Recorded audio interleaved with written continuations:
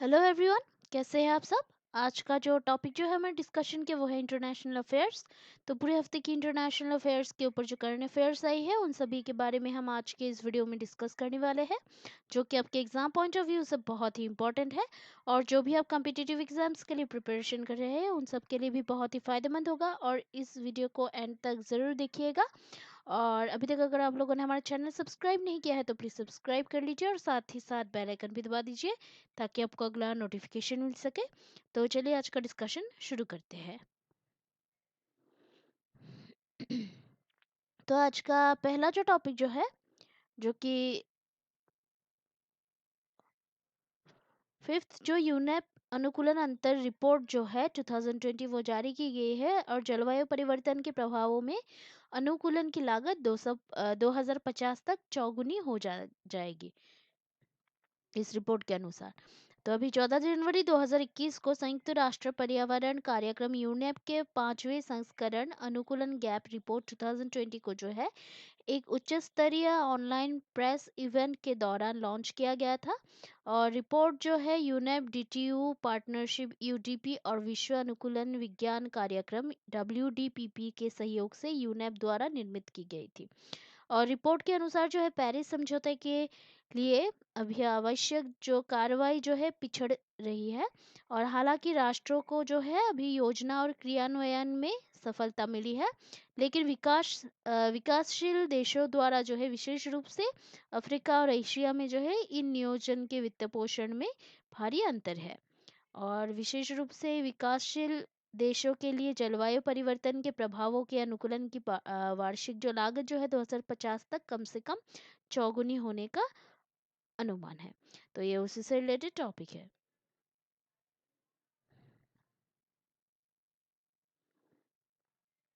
और उसके बाद और एक जो टॉपिक जो है 18 मिलियन में जो है भारत में विश्व का सबसे बड़ा अंतर्राष्ट्रीय समुदाय यूएनडी डेसा की रिपोर्ट है, इसके अनुसार है। तो ये उसी से रिलेटेड टॉपिक है। तो संयुक्त राष्ट्र आर्थिक और सामाजिक मामलों का विभाग यूएन डेसा द्वारा जारी इंटरनेशनल माइग्रेशन 2020 की रिपोर्ट के अनुसार 2020 में जो है भारत के 18 मिलियन व्यक्ति अपने जन्म के देश से बाहर रह रहे थे। और इस तरह से जो है ये विश्व का सबसे बड़ा अंतर्राष्ट्रीय समुदाय बन गया। और भारत के बाद जो है अभी मैक्सिको और रशिया जो कि 11 मिलियन प्रत्येक, और चाइना जो है 10 मिलियन, और सीरियाई अरब गणराज्य जो है 8 मिलियन है। और संयुक्त अरब अमीरात 3.5 मिलियन, संयुक्त राज्य अमेरिका 2.7 मिलियन, सऊदी अरब 2.5 मिलियन भारत से प्रवासियों की सबसे बड़ी संख्या की मेज़बानी करते हैं। और वैश्विक स्तर पर जो है अपने जन्म के बाहर रहने वाले अंतर्राष्ट्रीय प्रवासियों की संख्या 2020 में 281 मिलियन तक पहुंच गई। और अंतर्राष्ट्रीय प्रवासी दुनिया की आबादी का लगभग 3.6% प्रतिनिधित्व करते हैं। तो ये उसी से रिलेटेड टॉपिक है।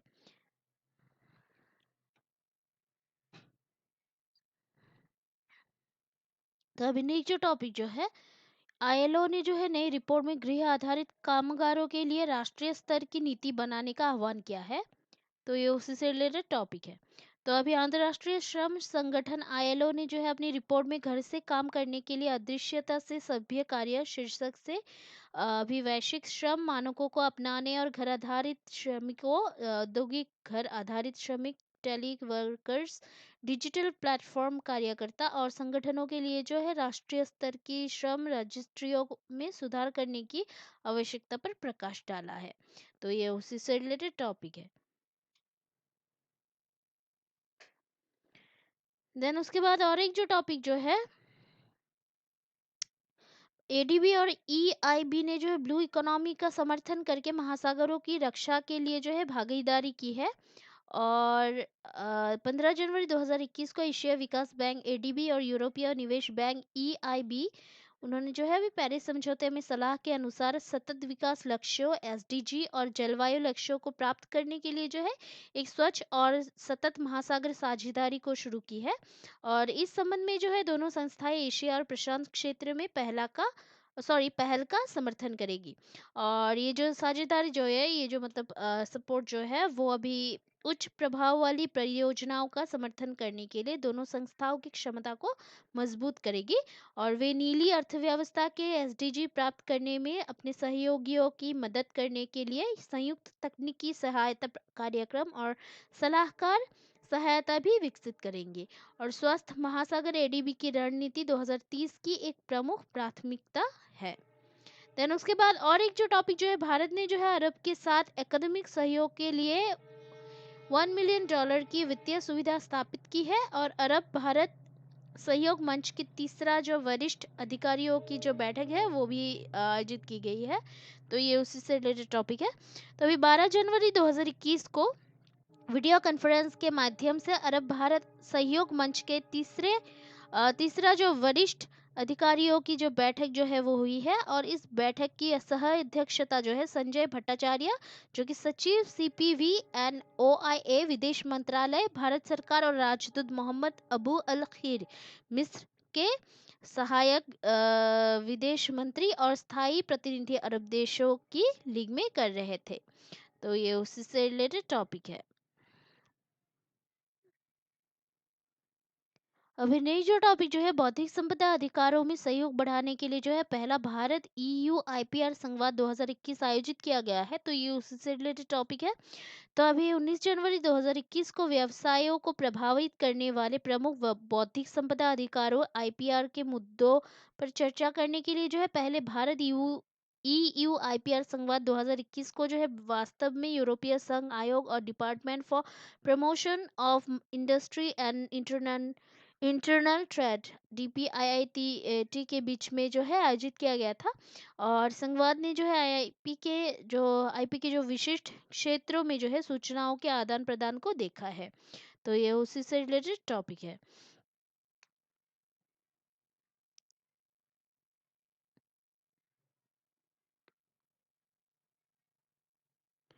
अभी नई जो टॉपिक जो है वो है डब्ल्यूईएफ ने जो है वैश्विक जोखिम 2021 का जो है 6th एडिशन को जारी की है। तो ये उसी से रिलेटेड टॉपिक है। तो अभी वर्ल्ड इकोनॉमिक फोरम डब्ल्यूईएफ ने जो है ग्लोबल रिस्क रिपोर्ट 2021 के 16th जो एडिशन जो है उसको अभी जारी किया है। और रिपोर्ट की निष्कर्ष डब्ल्यूईएफ के विविध देशों के समुदायों के 650 से अधिक जो सदस्यों द्वारा किए गए वैश्विक जोखिम धारणा सर्वेक्षण जीआरपीएस पर आधारित है। और रिपोर्ट एसके ग्रुप और ज्यूरिख इंश्योरेंस ग्रुप के साथ पार्टनरशिप में स्ट्रेटेजिक पार्टनर्स मार्श मैकलिनन के साथ तैयार की गई है। तो ये उसी से रिलेटेड टॉपिक है। अभी नई जो टॉपिक जो है, पांचवी भारत सिंगापुर रक्षा मंत्रियों की वार्ता 2021 जो है वो आयोजित की गई है।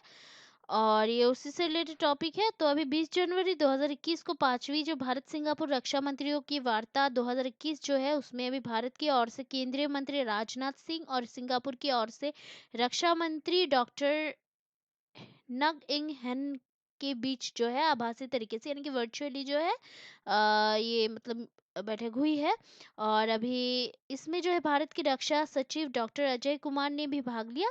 दोनों ही राष्ट्र जो है कोविड-19 महामारी के कारण प्रतिबंध के दौरान भी तीनों सेवाओं में रक्षा सहयोग में प्रगति के साथ और रक्षा प्रौद्योगिकी और उद्योग के क्षेत्र में भी संतुष्ट है। और दोनों ही देशों द्वारा जो है एक संयुक्त बयान भी जारी किया गया है। तो ये उसी से रिलेटेड टॉपिक है।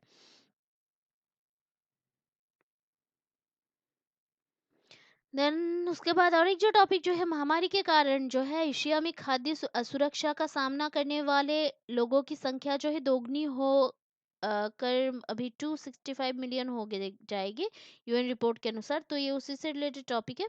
तो रिपोर्ट के अनुसार जो है खाद्य सुरक्षा और पोषण 2020 के एशिया और प्रशांत क्षेत्रीय अवलोकन पोषण में सुधार के दिल में मातृ और बाल आहार वैश्विक अनुमानों के आधार पर जो है महामारी के कारण गंभीर खाद्य असुरक्षा का सामना करने वाले लोगों की संख्या जो है 2020 के अंत तक दोगुनी होकर 265 मिलियन हो गई है। और रिपोर्ट जो है संयुक्त रूप से खाद्य और कृषि संगठन एफएओ, संयुक्त राष्ट्र बाल कोष, यूनिसेफ, विश्व खाद्य कार्यक्रम डब्ल्यूएफपी और विश्व स्वास्थ्य संगठन डब्ल्यूएचओ द्वारा जारी की गई थी। और रिपोर्ट में ये कहा गया है कि एशिया प्रशांत क्षेत्र में जो है लगभग 1.9 बिलियन लोग स्वस्थ आहार नहीं ले पा रहे हैं। तो ये उसी से रिलेटेड टॉपिक है। देन उसके बाद और एक जो टॉपिक जो है global fire power 2021 military strength ranking में जो है भारत चौथे स्थान पर था। यूएसए जो है वो शीर्ष पर है, यानी कि टॉप पर है। तो ये उसी से रिलेटेड टॉपिक है। तो अभी 2021 मिलिट्री स्ट्रेंथ रैंकिंग में जो है रक्षा analytics website Global Firepower द्वारा 138 आधुनिक सैन्य राष्ट्रों की वार्षिक जो अद्यतन सूची जो है भारत 0.1214 की PWR R index power index यानी कि उसके रेटिंग के साथ जो है चौथे स्थान पर है, जहाँ पे 0.0000 रेटिंग को सही माना जाता है। और रैंकिंग में जो है अभी संयुक्त राज्य अमेरिका यूएसए जो है सबसे ऊपर है। क्षेत्रों के बीच सूचकांक में जो है एशिया सबसे ऊपर है, और इसके बाद क्रमशः 2, 3 और 4वें पर जो है अभी चौथे पर अभी एशिया प्रशांत, मध्य पूर्व और यूरोपीय संघ ईयू है। तो ये उसी से रिलेटेड टॉपिक है। देन उसके बाद और एक जो टॉपिक जो है फिजी के नाज़म शमीम खान ने जो है संयुक्त राष्ट्र मानवाधिकार परिषद की अध्यक्षता की है। तो जिनेवा में जो है फिजी के मुख्य राजनयिक फिजियन राजदूत नाहत शमीम खान ने जो है संयुक्त राष्ट्र मानवाधिकार परिषद यूएनएचआरसी के अध्यक्ष पद के चुनाव में 47 में जो है 47 में से 29 वोटों से जीत दर्ज की है। और फिजी जो है यूएनएचआरसी के राष्ट्रपति पद का चुनाव जीतने वाला पहला प्रशांत द्वीप राष्ट्र बन गया है। और वो जो है ऑस्ट्रिया के एलिजाबेथ टीची फिसलबर्ग की जगह लेती है। और परिषद का जो ब्यूरो जो है जिसमें 5 क्षेत्रीय समूहों के अध्यक्ष और 4 उपाध्यक्ष शामिल है, यूएनएचआरसी के वार्षिक चक्र के अनुसार एक वर्ष की अवधि के लिए जो है काम करते हैं। तो ये उसी से रिलेटेड टॉपिक है। अभी यूएनएचआरसी के बारे में थोड़ा जो है, अभी उसका जो ऑफिस जो है मेन हेड ऑफिस वो है जिनेवा स्विट्जरलैंड में, और इसका सदस्य जो है अभी 47 है। तो ये उसी से रिलेटेड टॉपिक है। अभी नेक्स्ट जो टॉपिक जो है MOS MEAV मुरलीधरन की संयुक्त अरब अमीरात की 3 दिवसीय यात्रा जो है वो की गई है, और यूएई में जो है भारतीय श्रमिकों के कल्याण पर ध्यान दिया गया है। तो ये उसी से रिलेटेड टॉपिक है।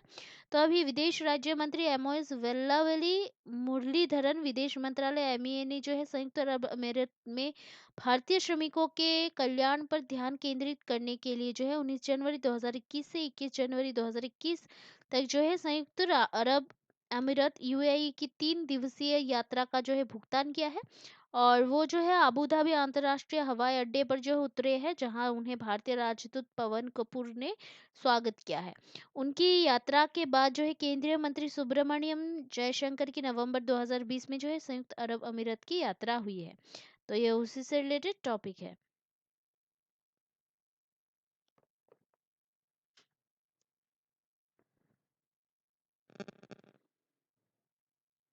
तो आज के लिए इतना ही है। कल हम फिर मिलते हैं एक नए टॉपिक के पूरे हफ्ते के करंट अफेयर्स के साथ। तब तक के लिए जो है हमारा चैनल देखते रहिएगा, लाइक शेयर सब्सक्राइब करना प्लीज़ मत भूलिएगा।